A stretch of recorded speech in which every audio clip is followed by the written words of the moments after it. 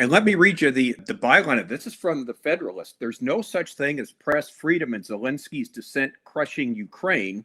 Not long ago, many international human rights organizations were warning of anti-democratic behavior by Ukraine's President Volodymyr Zielinski. So I wanted to talk about this. And by the way, it is his address to Congress and his press conference with the president that inspired me to write the title of the show that I gave. The title of the show is "We're on the Verge of War. Just check the real headlines." That was the title for this show. And I was inspired to give that title based on what Zielinski did in his address to Congress. Okay, first of all, Don, let me say this. This is going to just shock you, right?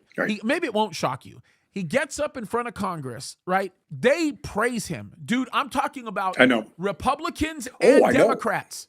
They're standing up for him, loving him, having a party. Oh, he's so good. They're worshiping the ground that he walks on. First of all, let me just say this about Zielinski.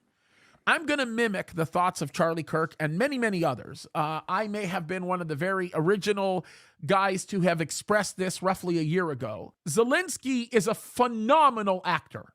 He's good at what he does, right? Remember, he was taken from that world, okay?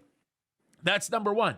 Number two, if you don't believe me, pay attention to what he did yesterday. He showed up to the White House for the very first time since the war has actually started in Ukraine. And he didn't show up to the White House wearing a three-piece suit. He didn't show up to the White House wearing anything formal. He showed up to the White House in war fatigues. There's a reason for that. It speaks to the fact that he is this oppressed, tough. He does not want to look like he is in some kind of a super primed, clean kind of a look, because he knows that if he comes looking at that, people are not going to consider things the way he wants them to consider. But the other thing that I do want to bring out is he goes before Congress, and in addressing Congress, he pretty much starts by saying, we've defeated Russia. That's pretty much what he says.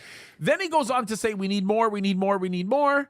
He presents them with a flag, and it's a mushy, gushy moment where they pretty much sing his praises. They present him with a flag that was flown over the Capitol. Now, I think he is a warmonger. I think Congress are warmongers. I think the president is a warmonger. I think that anybody who does not want World War should have refrained from something like that.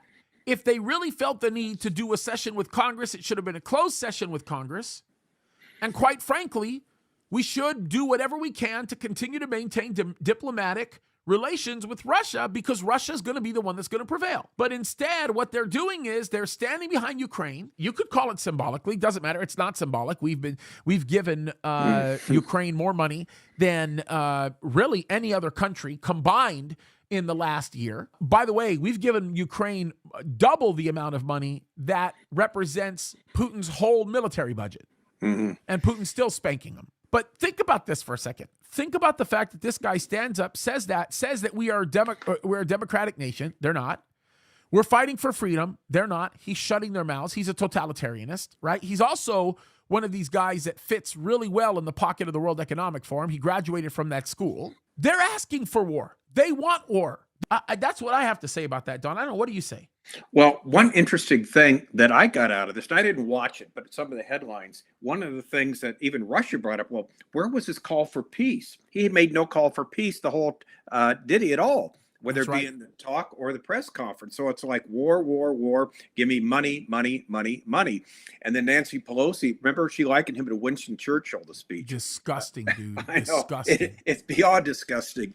But here's the thing. Zielinski and again Ukraine, they were very famous. Like we said, that article from the Federalist last few years before the Russian invasion, for crushing press freedom. You could there was no real freedom of speech there. Now all of a sudden he's like Jeffersonian capitalism here, right? He's like this is the founding fathers or something like that. Like he's one of us, with the freedom of speech, freedom of everything else, which you just don't have there.